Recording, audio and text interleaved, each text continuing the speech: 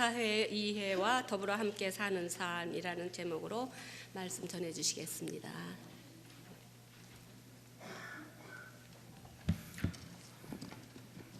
샬롬, 안녕하세요. 주님께서 주시는 평강이 우리 수원종로교회 모든 성도들을 통해서 넉넉하시기를 축복합니다. 안녕하세요. 저는 ODA라고 이제 그 공적 개발이라고 하는 일들에서 일하고 있습니다. 공적 개발이라고 하는 것은 전 세계 가난하고 힘들고 어려운 나라 사람들을 어떻게 도울 것이냐 하는 전 세계 사람들의 어떤 하나의 과제에 대한 이야기입니다. 그래서 오늘 어떤 것들이 우리 세상에서 지금 벌어지고 있고 또 그걸 통해서 우리가 어떻게 우리가 행동해야 되는지 잠깐 함께 같이 생각을 나누도록 하겠습니다. 혹시 보셨을지 모르는 사진입니다.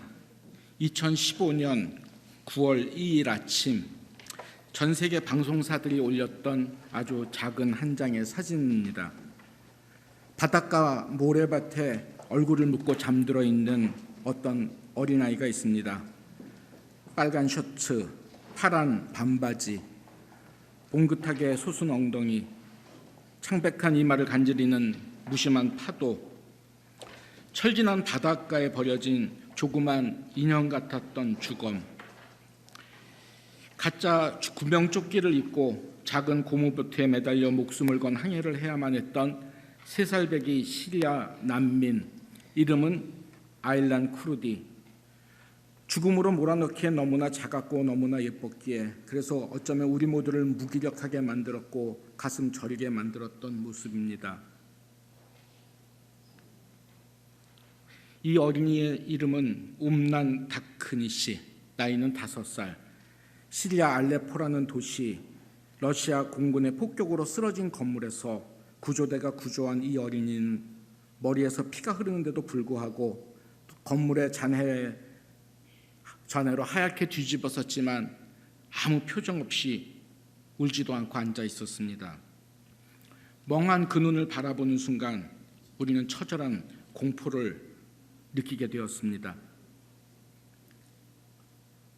그리고 그리스 마케도니아 국경의 이도메니 난민 캠프 8살 샤하자드 하산은 자신의 모습이 그려진 스케치북을 펴들고는 가만히 앉아 있습니다.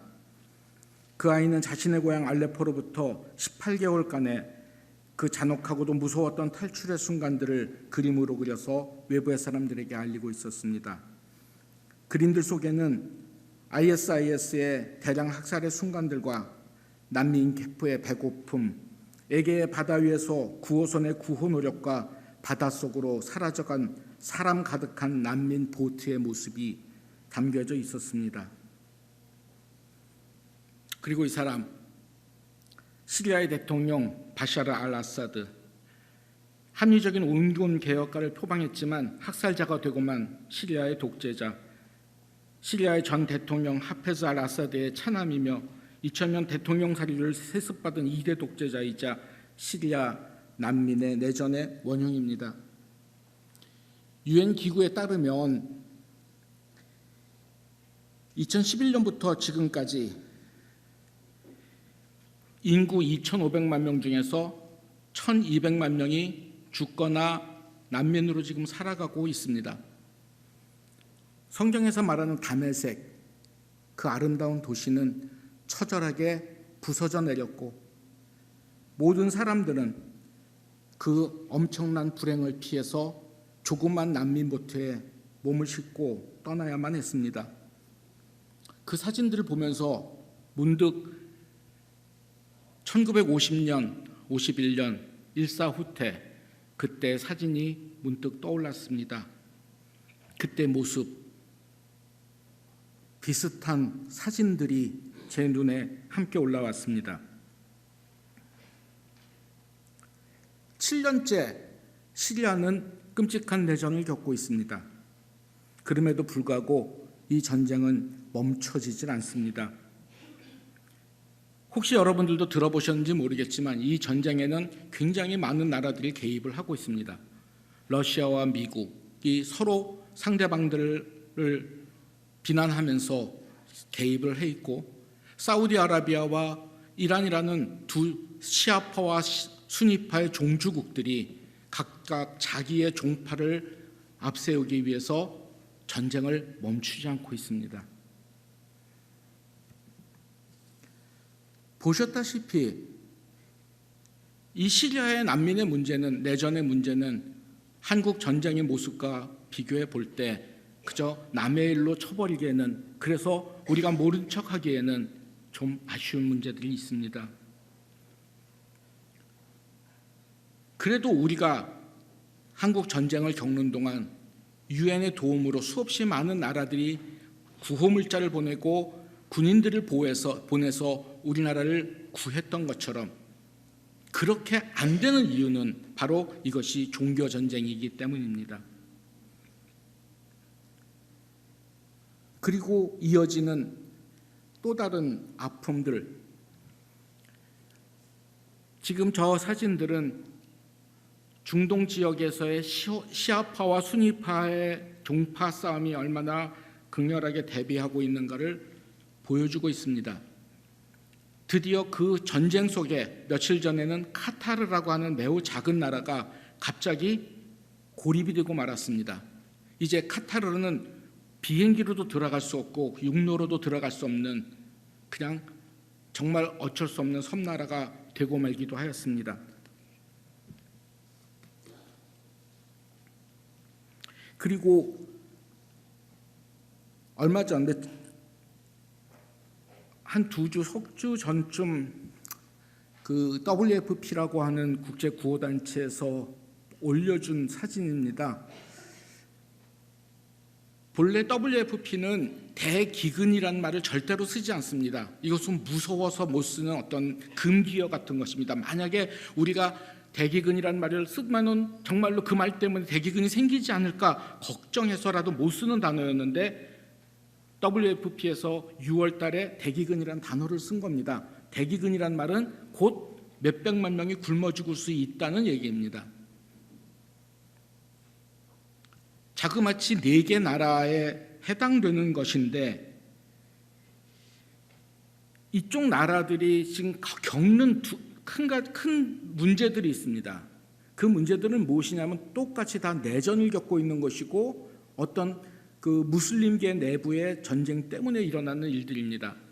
남수단은 약간 예외입니다. 남수단은 기독교 국가입니다.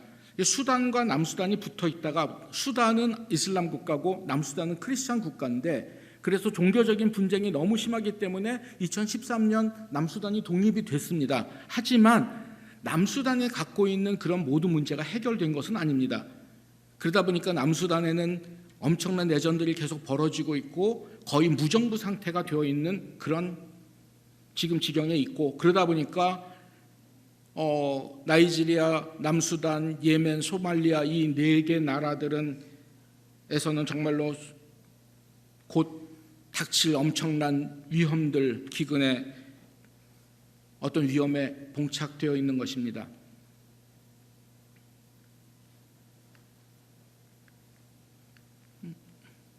스위치가 안 넘어가네. 다음 슬라이드 혹시 넘겨주실 수 있나요? 네.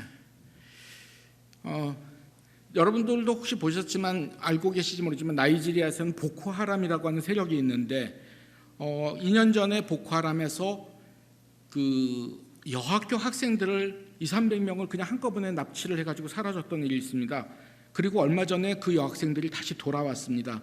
그 사이에 얼마나 어떤 그런 정말 처참한 일을 겪었는지는 자세하게 나오지는 않지만, 그 정도로 나이지리아는 지금 현재 북쪽과 남쪽의 사이에서 굉장히 엄청난 그런 종교적 갈등, 민족적 갈등을 겪고 있습니다.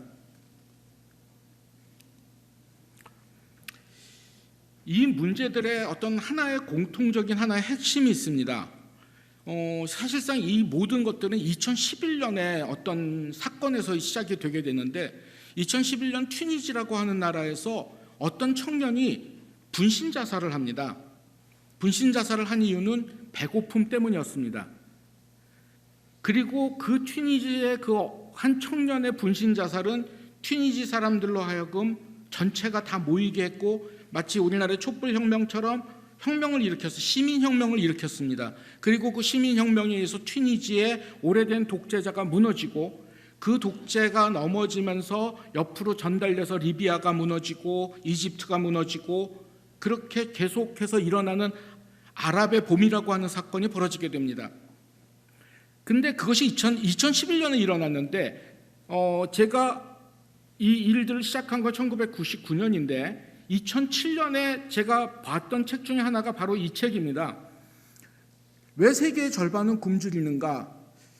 미얀마를 제가 2000년에 가고 그쪽 나라들을 가보면서 하루에 8시간, 9시간 일하고 있는 어린 소녀가 바닥에서 돌을 깨고 있었는데 하루 버는 벌이가 300원, 400원이었습니다. 왜 그럴까? 왜 무엇이 문제일까 하는 고민들을 풀어준 책인데 그 책에서 놀랍게도 이런 얘기를 했습니다. 앞으로 이집트가 무너질 것인데 무너지는 이유는 먹을 것 때문일 것이다. 그리고 그 범인을 누구로 지목을 했는가 하면 미국을 지목을 했던 것입니다.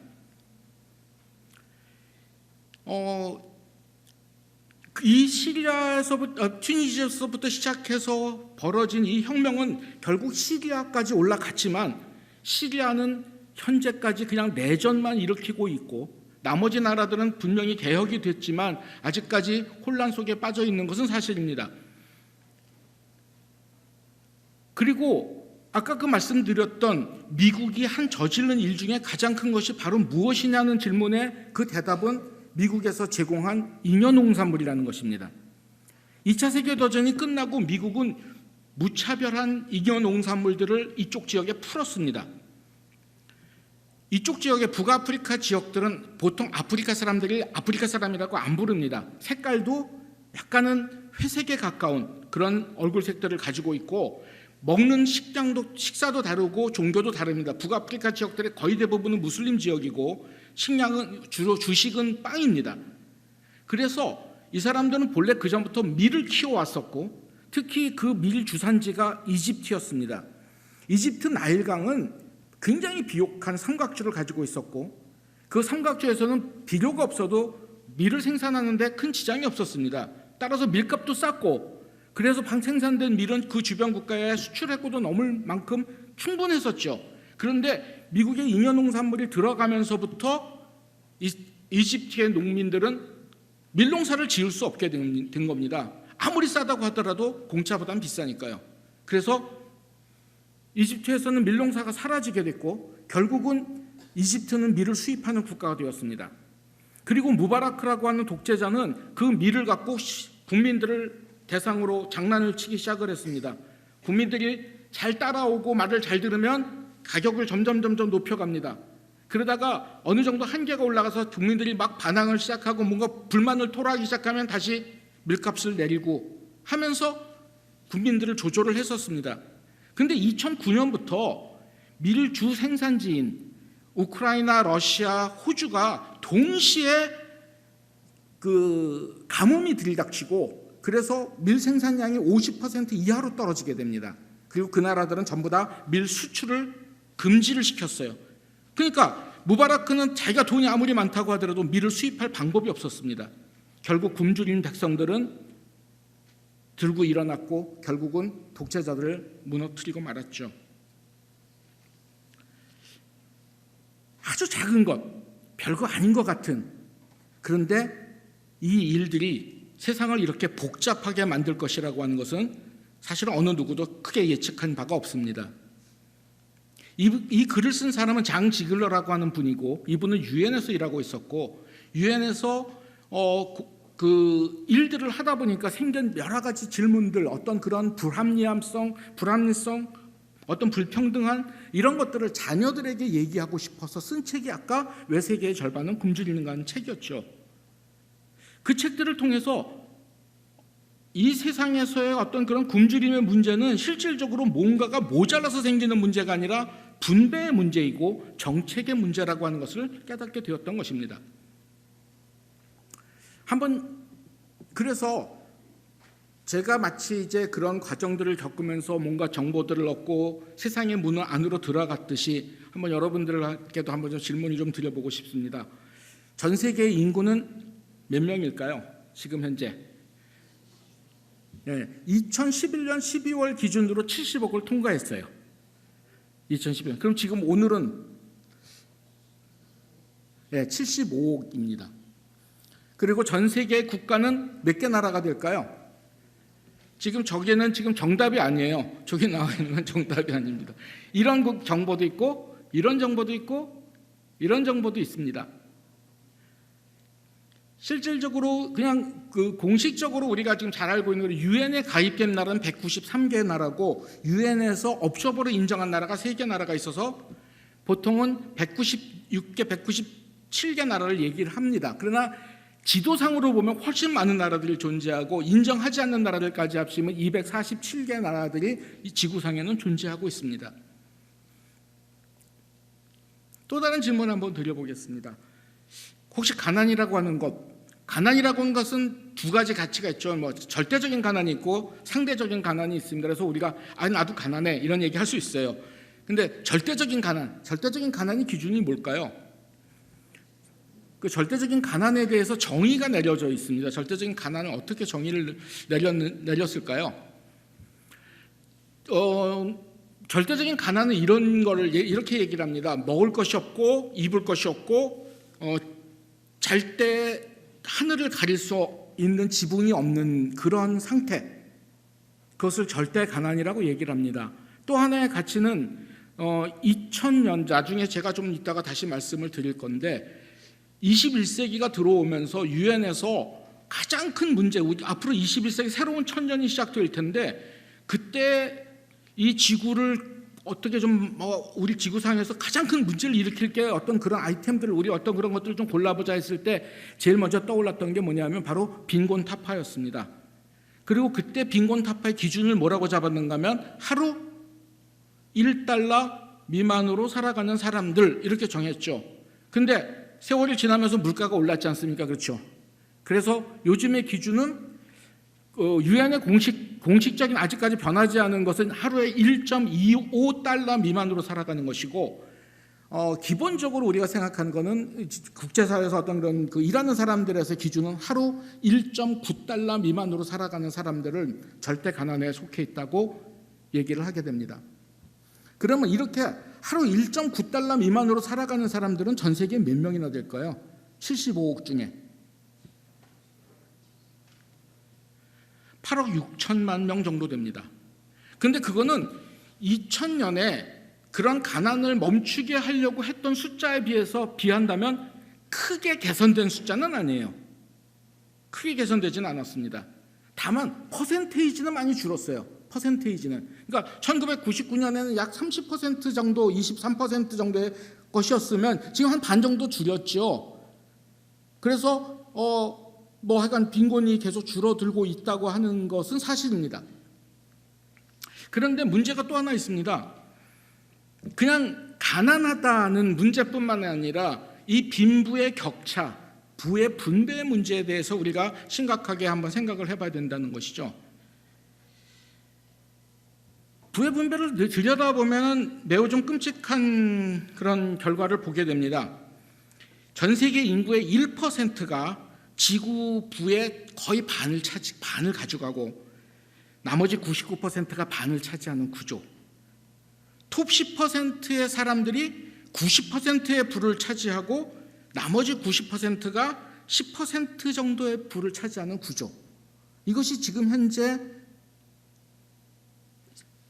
세상의 부의 어떤 분배 모습입니다. 이런 불평등함은 결국은 어떤 우리에게 새로운 문제들을 일으키게 되고 그래서 그런 불평등함 때문에 ISIS 같은 것들도 생겨나고 그래서 테러도 나타나고 하게 됩니다. 그것을 우리가 뭐라고 부르는가 하면 불평등 혐오라고 부르게 되는데 이 불평등 혐오에 대해서 생물학자들이 실험을 한 것이 있습니다. 과연 불평등 혐오는 사람들만 갖는 그런 마음일까? 아니면 동물들도 이 불평등 혐오를 갖고 있을까? 불평등함에 대해서 화를 내고 할까? 해서 침팬지를 가지고 실험을 했습니다. 침팬지한테 먼저 훈련을 시켰어요. 먼저 토큰을 다 나눠줍니다. 그리고 토큰을 가지고 오면 홍당무를 바꿔줬어요.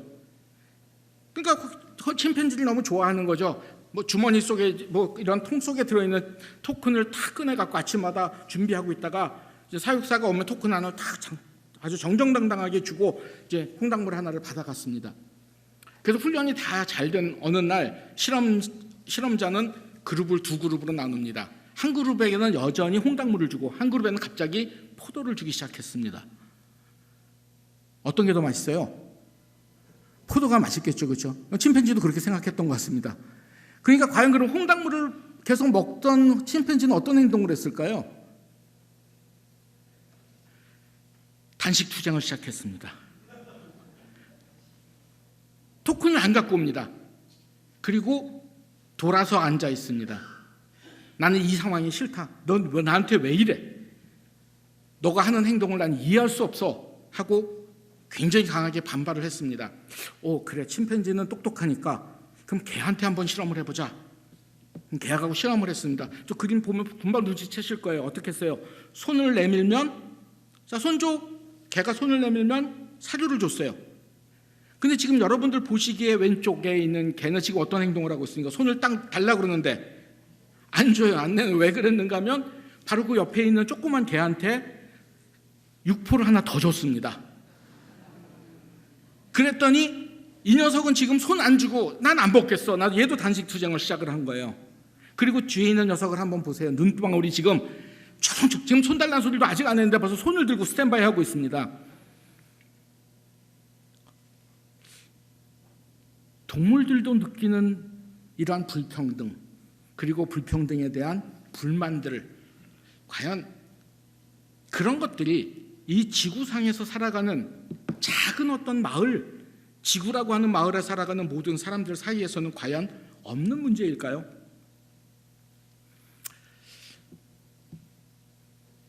작년도 6월 달에 매우 재미난 기사를 하나 보게 됐습니다.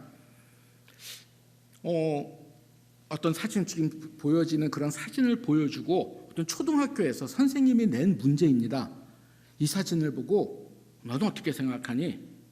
한번 생각해보고 내가 얼마나 행복한지 한번 느껴봐. 너는 얼마나 행복한지 한번 설명을 해야 될 거야 하고 얘기를 했습니다. 그랬더니 이 친구가 이렇게 대답을 한 겁니다.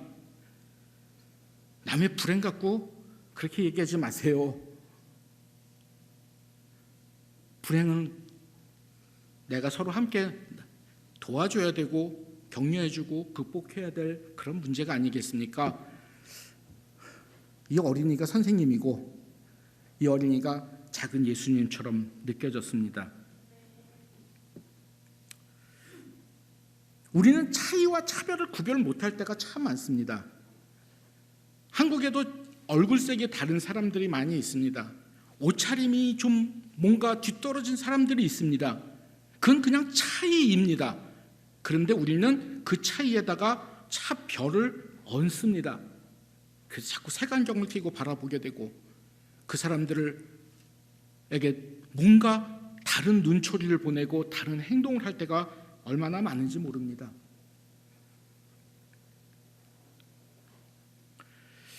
마더 테레사는 우리에게 이런 말을 했습니다. 우리의 행동의 지침을 삼기 위해서라도 우리는 가끔 스스로에게 물어봐야 합니다. 예를 들면 나는 진정 가난한 이들에 대해서 알고 있는가? 나와 가장 가까운 가족들 중에서도 가난한 이를 첫 자리에 두고 있는가? 단순히 먹을 것이 부족한 데서 오는 가난이 아닌 가난을 이해하고 있는가? 그 자체로 고통인 가난도 있습니다. 남편과 아내에게 부족한 것이, 부모나 자녀들에게 부족한 것이 단순히 옷이나 음식이 아닌 다른 무엇이라면, 그리고 그것이 사랑이라면 나는 그들에게 어떻게 다 채워줄 수 있을까? 사실은 이 질문은 예수님이 우리에게 던져준 질문과 같습니다. 다르지 않다고 생각을 합니다. 우리에게 주어진 어떤 하나의 명령, 우리에게 주어진 것은 예수님께서 보여준 모범에 따라서 움직이는 것입니다. 그 모범은 가난한 자, 없는 자, 병든 자를 구별하지 않는 것이었습니다.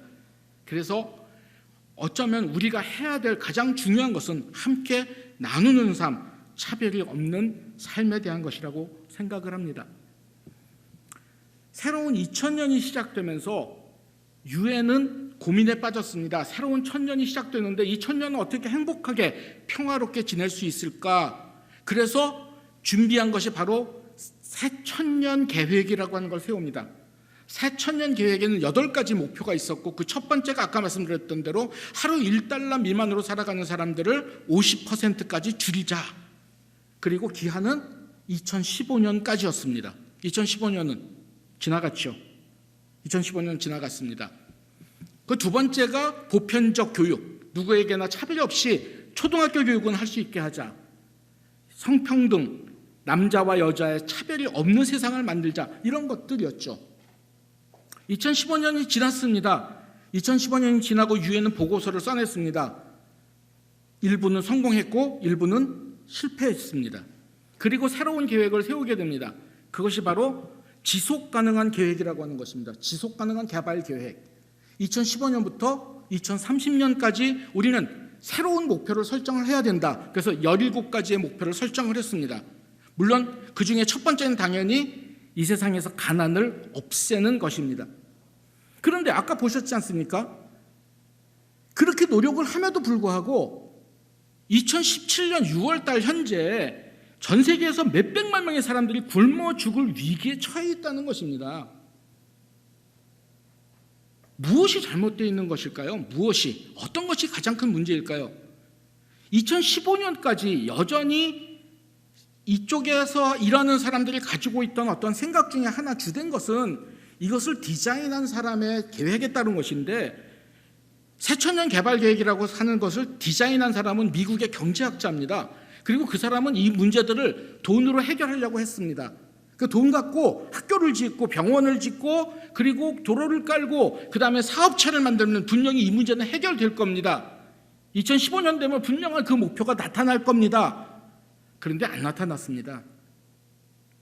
조금 아까 제가 우리 목사님하고 잠깐 얘기 나누면서도 그런 말씀을 같이 나눴습니다. 그런데 이 방법이 선교에서도 똑같이 일어났던 겁니다. 선교에서는 제일 먼저 뭘 했을까요? 교회를 지었습니다. 교회만 지어주면 될 줄 알았죠. 모든 문제가. 제가 지금 속해 있는 교회도 마찬가지입니다. 그래서 1980년, 90년 이럴 때 자그마한 필리핀과 인도네시아에 25개 이상의 교회를 세웠습니다. 그리고 지금 현재 그 중에서 과연 지금 여기서 나오는 대로 지속 가능하게 그래서 자립한 교회는 몇 개 교회가 되는지 아십니까? 2개밖에 안 돼요. 2개밖에 안 됩니다. 혹시 우리 종로교회에서는 몇 개 교회를 세우셨는지 잘 모르겠습니다만은 문제는 그것입니다. 지속 가능이라고 하는 것에 대한 우리가 생각을 가져야 되는데 그럼 지속 가능이라고 하는 것이 무슨 문제냐, 어떻게 해결해야 되느냐 하는 것입니다. 성경 말씀에서 해답을 찾으면 바로 이것입니다. 만약 우리가 우리 중에서 멍에와 손가락질과 허망한 말을 버리고 줄인 자에게 우리 심정이 감동하며 괴로워하는 자의 심정을 이해하고 위로하면 저는 이것이 해답이라고 생각을 했습니다.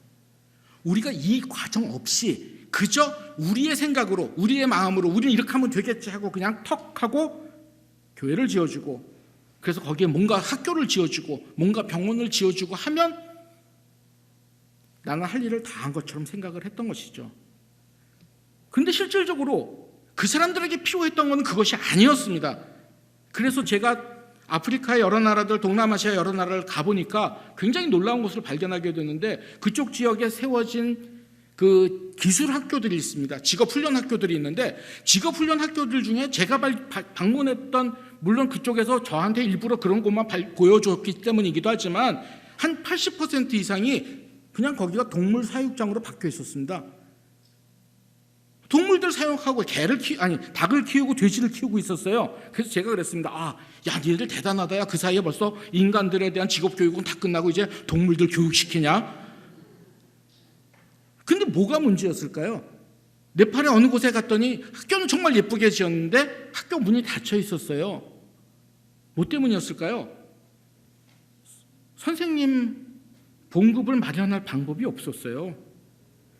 근데 돌아다녀 보면 교회들도 비슷한 경우가 너무 많았습니다. 교회는 세워놨지만 교회 목회자가 살아갈 수 있는 것을 준비도 하나도 안 시켜주고, 그래서 결국은 흐지부지 그냥 없어지고, 그런 곳이 너무나 많았던 것이죠. 가난한 사람들이 여러분들보다 더 강하게 갖고 있는 것이 뭔지 아십니까? 자존심입니다. 가난한 사람들한테 자존심은 그것마저 뺏기면 아무것도 아니기 때문에 가난한 사람들은 자기 자존심을 굉장히 강하게 생각합니다. 그 사람들의 자존심도 살려주고, 그 사람들의 문화도 이해하고, 그 사람들의 가치도 이해하고, 그래서 같이 살 수 있는 방법을 서로 같이 모색하지 않는다면 일방적인 어떤 도움, 일방적인 지원은 지속 가능하지 않다는 것이 제가 느끼고 제가 본 곳에서의 결과입니다. 불행하게도 감리교 선교국의 선교 매뉴얼에서도 사실은 지속 가능한 선교에 대한 부분이 아직 준비가 되어 있지 않았습니다. 유엔이라고 하는 큰 집단에서 정말 전 세계에서 가장 뛰어난 학자들이 모여서 계획을 세우고 목표를 세우고 추진하는데도 실패하는데, 그런 것이 준비되어 있지 않고 그런 것에 대한 마인드도 없으면서 그저 그냥 각 교회들이 알아서 선교해 주기를 바란다면 그거는 정말로 뭔가 넌센스라고 생각합니다. 교회도 마찬가지죠. 교회가 선교를 한다고 하는 것에 가장 핵심이 무엇인지 생각하지 않고 우리가 선교를 시작한다면 결국은 그 사람들에게 상처만 주고, 그래서 도리어 그것 때문에 우리도 상처를 입고 우리도 좌절하고 분란을 일으키고 내분을 일으키는 그런 결과를 나타낸 데가 한두 군데가 아니었습니다. 그런 점에서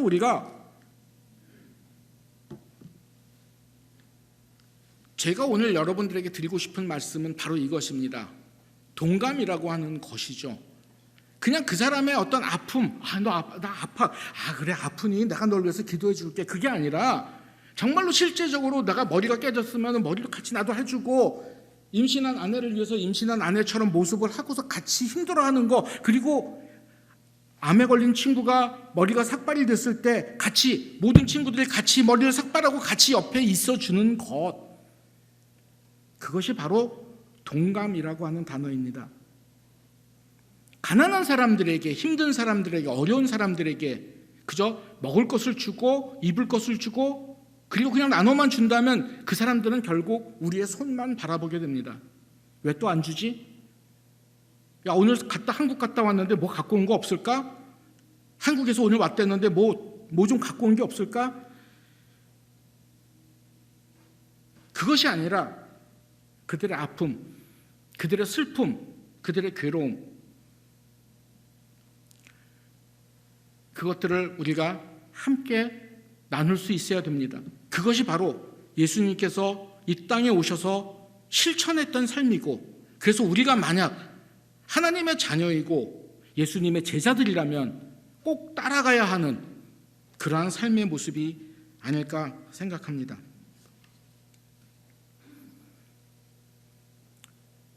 다시 한번 우리가 선교라고 하는 것, 섬김이라고 하는 것을 좀 심각하게 다시 한번 생각을 해봐야 될 것 같습니다. 선교는 결코 무엇을 가져다 주는 것이 아닙니다. 무엇을 나눠주는 것도 아닙니다. 저들의 아픔과 슬픔, 기쁨과 희망을 함께 나누는 것입니다. 많은 사람들이 나는 나이가 많아서, 나는 말을 할 줄 몰라서 그래서 갈 수 없다고 얘기들을 합니다. 전 세계에 몇 가지 언어가 있는 줄 아십니까? 7,106가지의 언어가 사용되고 있습니다. 그 많은 언어들을 사용하는 그곳에 우리가 갈 때마다 그곳의 언어를 사용할 줄 안다면 좋겠지만 그런 사람은 과연 존재하지 않습니다.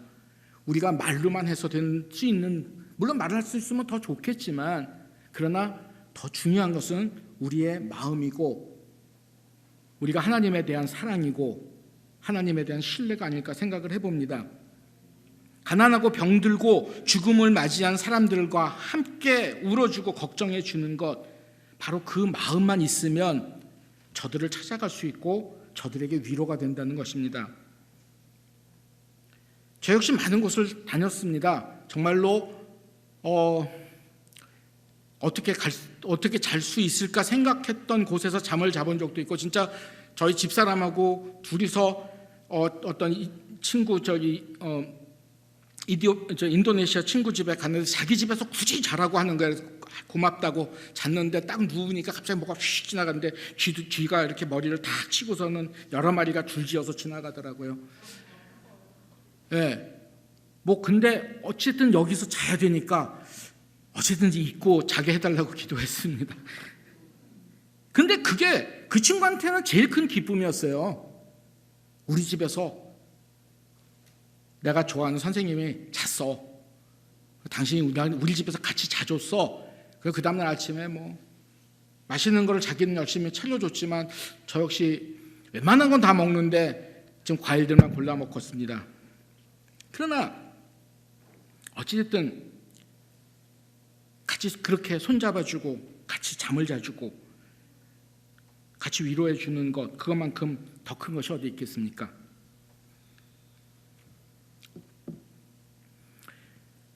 세상을 바꾸는 것은 큰 것이 아니었습니다. 내 신념, 계속 내가 촛불 하나만 켤 수 있는 그 힘만 있으면, 그 사랑만 있으면 다른 사람들에게 희망이 될 수 있다는 것입니다. 제가 원주에 처음 가서 이제 살았던 어떤 한 동네가 있었습니다. 이제 무실동이라는 곳에 살았었는데, 제가 살 때 그곳이 좀 아주 깨끗한 곳, 조용한 곳이어서 저녁 때 어느 날 반딧불이 한 마리가 나타났습니다. 반딧불이 한 마리가 저쪽에서 나타나서 내 앞을 지나서 저쪽으로 갈 때까지 저는 꼼짝을 할 수가 없었습니다. 그게 너무나 저한테 있어서는 큰 감동으로 다가왔기 때문입니다. 조그만 반딧불 하나가 나한테 저렇게 감동을 줄 수 있을까?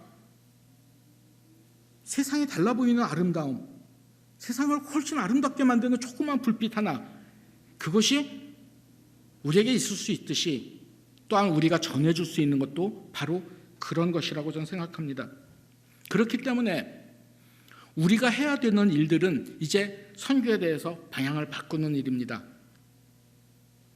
그래서 함께 가서 땅 파고 함께 말도 안 되는 춤을 추고 때로는 이가 다 빠진 할머니 앞에서 같이 이 빠진 흉내를 내면서 같이 웃어주는 것, 따로 여러분들이 할 수만 있다면 가서 밥도 해주고, 따로 할 수 있으면 옷도 만들어주고, 여러분들이 가지고 있는 기술을 전해주고 같이 얘기를 해주고 필요한 것들을 만들어주고, 그런 것들, 그것이 필요한 일들입니다.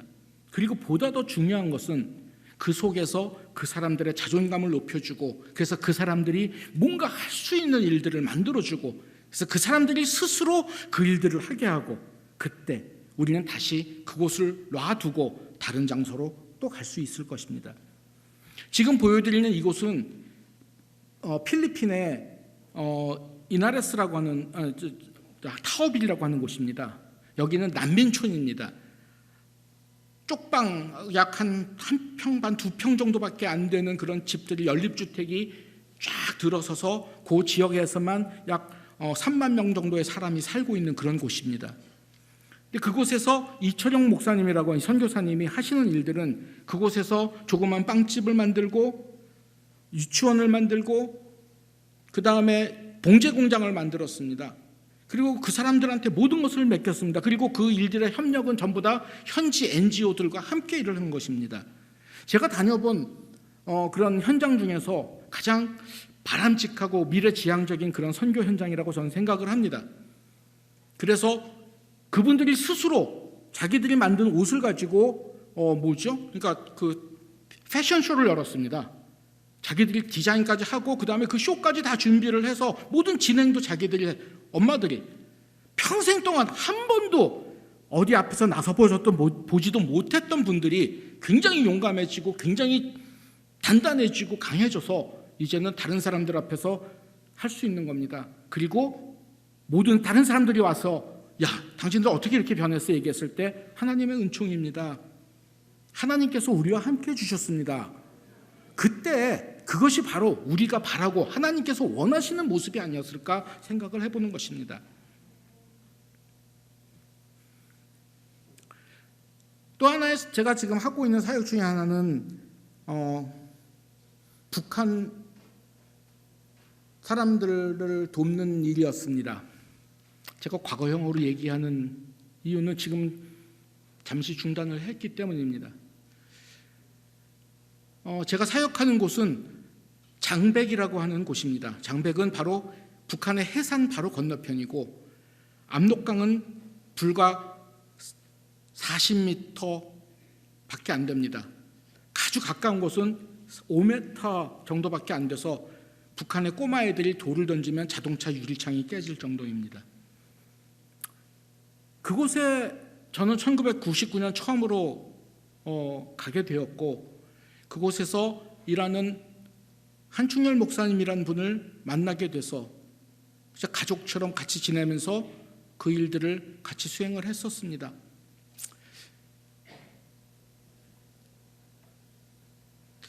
이게 영화 영린이라고 하는 얼마 전에 나왔던 영화 중에서 나온 글입니다. 작은 일에도 무시하지 않고 최선을 다해야 한다. 작은 일에도 최선을 다하면 정성스럽게 된다. 정성스럽게 되면 겉에 배어나오고 겉에 배어나오면 겉으로 드러나고 겉으로 드러나면 이내 밝아지고 밝아지면 남을 감동시키고 남을 감동시키면 이내 변하게 되고 내가 변하게 되면 상대도 변화된다. 그러니 오직 세상에서 지극히 정성을 다하는 사람만이 나와 세상을 변하게 할 수 있는 것이다. 그런데 이렇게 변화를 하려고 하니까 이 변화를 싫어하는 사람들이 당연히 있었고 그것을 얼마나 싫어했던지 결국은 함께 일하던 한충렬 목사님은 지난해 4월 30일 북한에서 넘어온 요원들에 의해서 잔인하게 살해되고 말았습니다.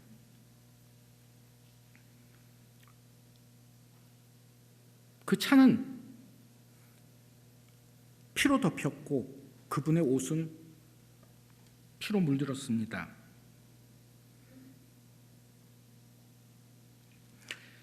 목사님이 돌아가시고 몇 달이 지났는데도 불구하고 그 차에서 시트를 드러내니까 그 밑에는 여전히 피가 흥건했다고 했습니다.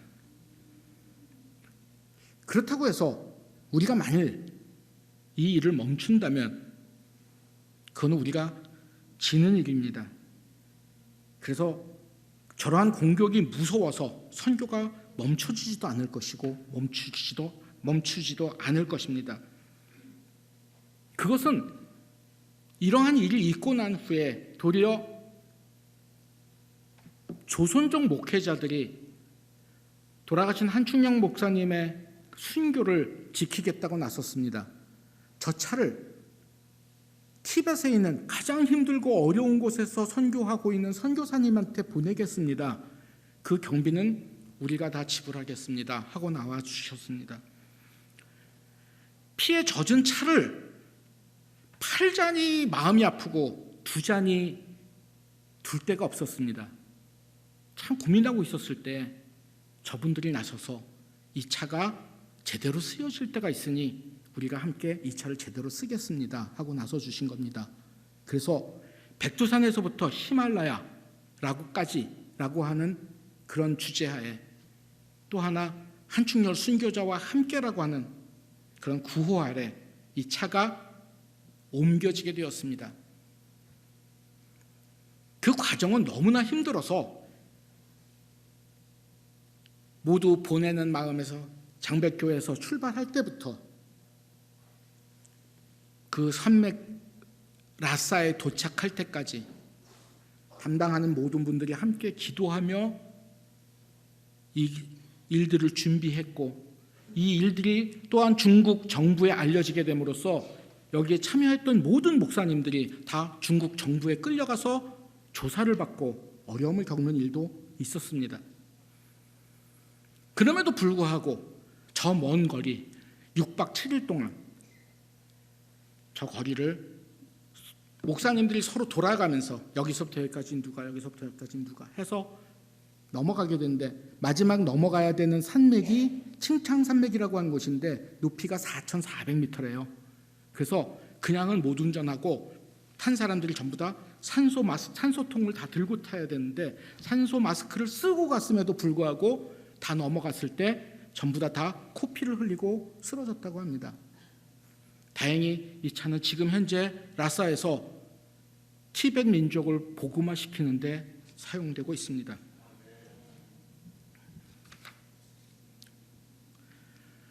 말씀을 정리하겠습니다. 선교란 성령이 우리에게 임하시면 우리가 권능을 받고 증인이 되는 일입니다. 만약에 우리에게 성령님이 임하셔서 우리 안에 기쁨이 충만하다면 바로 그 기쁨을 서로 나누고 그 기쁨으로 다른 사람들을 위로하고 사랑하는 일입니다. 만약 우리가 그 일을 못한다면, 그 일을 안 하고 있다면 여러분들은 심각하게 질문해 보셔야 합니다. 과연 성령님이 나한테 있는 것인지, 성령님이 진짜 진심으로 나에게 임하시고 있다면 나는 보다 용감해져야 되고 보다 변화해야 되고 나만 아니라 다른 사람들도 변화시켜야 된다는 그 믿음이 있어야 된다는 것입니다.